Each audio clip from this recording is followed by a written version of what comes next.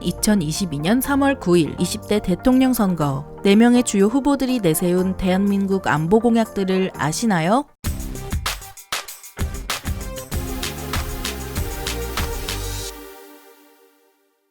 안녕하세요. 지식스토리입니다. 이번에는 20대 대선을 맞아 우리나라를 이끌 차세대 대통령 후보들이 안보 공약으로 어떤 것을 내세웠는지 알아볼 텐데요. 이번 영상을 통해 우리나라 대선 주자들의 공약을 한눈에 비교해볼 기회가 되었으면 합니다. 저희 지식스토리는 정치적 중립을 지향하고 있기 때문에 어떤 공약도 찬성이나 반대의 입장을 언급하진 않을 것이며 후보 순서는 대선 기호순으로 진행됩니다. 국방 안보 이슈에서 가장 많이 언급되는 사드 배치, 전술핵 배치, 남북관계, 국방 개혁 등의 부분을 집중적으로 비교하고 또 후보들의 개별 공약도 가볍게 살펴보겠습니다. 그럼 시작하겠습니다.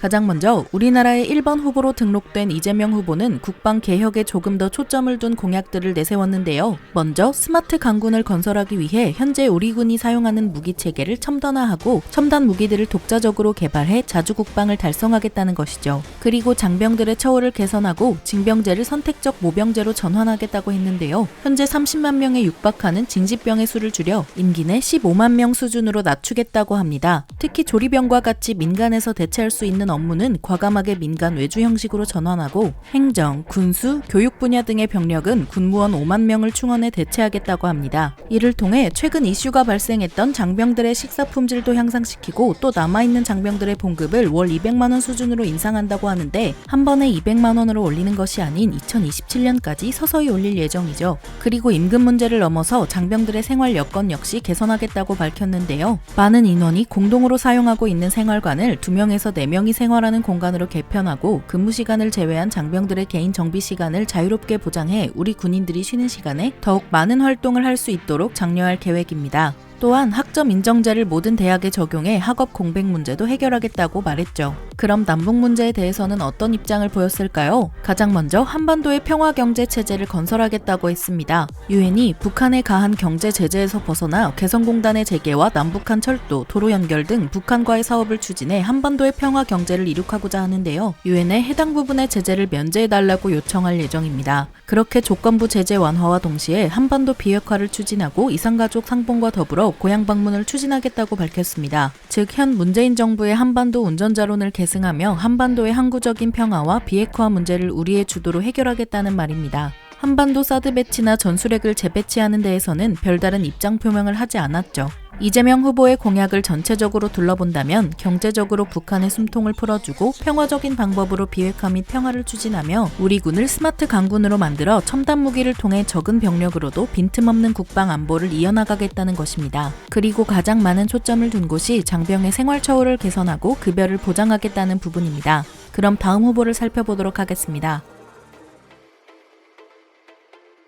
20대 대선에 2번 후보로 등록된 윤석열 후보는 북핵 문제와 보상 문제에 관한 공약이 많았습니다. 먼저 현재 북한과의 비핵화 과정에서 실질적인 개선이 없었기 때문에 종전선언을 하는 것은 시기상조라 밝혔는데요. 북한과의 대화에서 현 상황보다 개선이 있어야 종전선언을 진행하겠다는 말이죠. 그리고 판문점에 남북미 연락사무소를 구축해 지속적으로 북한과의 대화를 추진하고 인도적인 지원을 통해 북의 인권 문제도 해결하겠다고 밝혔습니다. 이런 방식으로 북한의 문을 열어 핵개발 시설의 사찰을 요구할 예정이며 실질적인 비핵화 과정을 밟아나가고자 합니다. 이렇게 북한이 먼저 개선 의지를 보여야 우리 역시 대북 제재를 완화할 수 있는 여러 가지 방법을 추진하겠다고 하는데요. 하지만 대화를 시도해도 비핵화에 진전이 없을 수도 있으니 미국과 긴밀한 공조를 통해 북한의 핵무기와 미사일 능력에 강력한 억제력을 만들겠다고 합니다. 그리고 북한이 또다시 대남 도발을 자행할 경우 강력하게 대응하여 힘을 통한 평화를 지키겠다고 밝혔는데요. 킬체인 등 북핵에 대응할 수 있는 대한민국의 자산을 늘려나가고 미국 전략무기 자산과의 연계로 북한이 더 이상 핵을 확장할 수 없는 환경을 조성하겠다고 합니다. 따라서 한미 동맹이 강화되어야 하고 사드 기지도 정상화가 이루어져야 하며 미군이 운용하는 것을 넘어 국군 역시 사드를 구매 배치해 수도권과 경기 북부 지역을 확실히 방어할 계획이라고 하죠.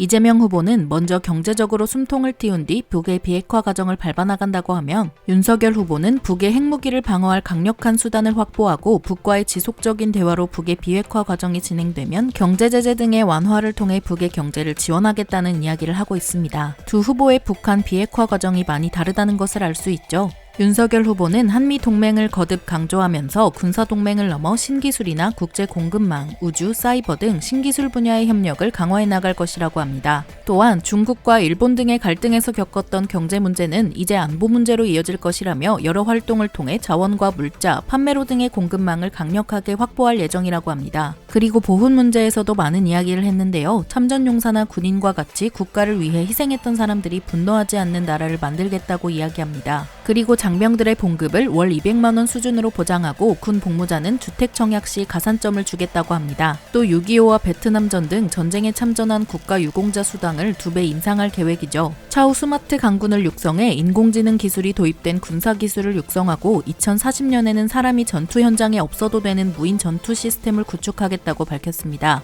이제 다음 후보를 살펴볼까요?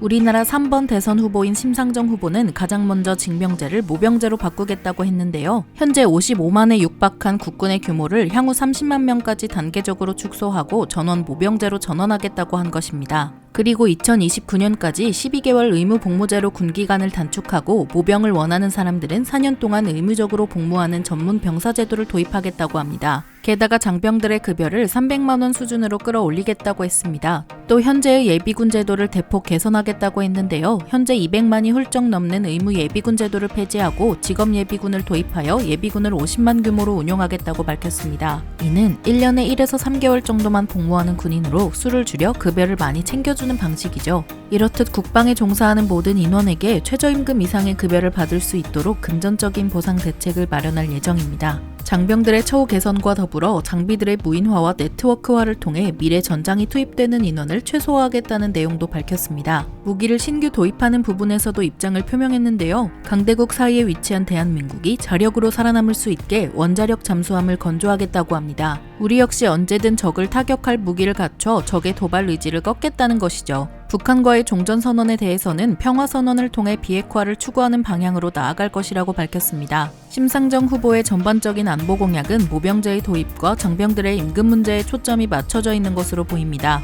다음으로는 국민의당 안철수 후보의 공약에 대해 살펴보겠습니다.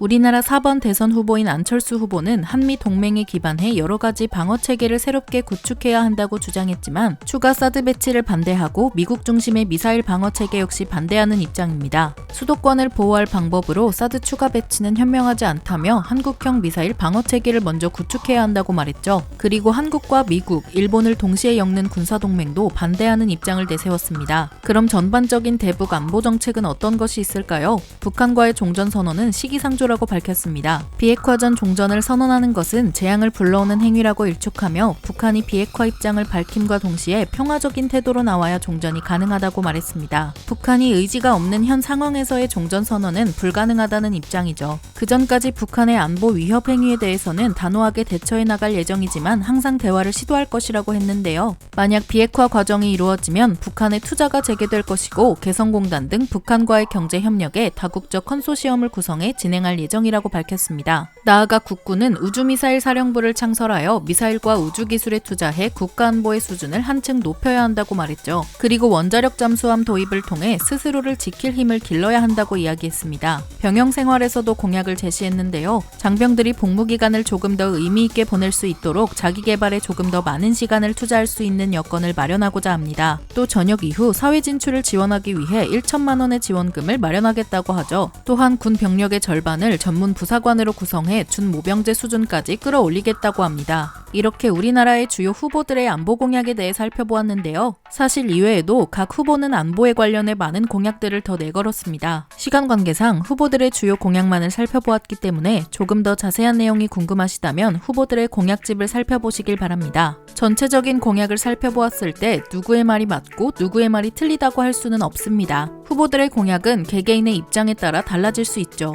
돌아오는 2022년 3월 9일 우리나라를 5년간 이끌 사람을 우리의 손으로 직접 뽑게 됩니다. 귀찮다고, 관심 없다고, 또 뽑을 사람이 없다고 투표에 참여하지 않는다면 그 결과는 고스란히 우리 모두에게 돌아올 것입니다. 더 열심히 후보를 평가하고 더 자세히 공약을 살펴보며 우리 모두와 대한민국 그리고 미래에 이 땅에 살 우리 자손들을 위해 투표에 꼭 참여해주시면 감사하겠습니다. 영상이 유익하셨다면 구독과 좋아요 부탁드립니다. 감사합니다. 지식스토리였습니다.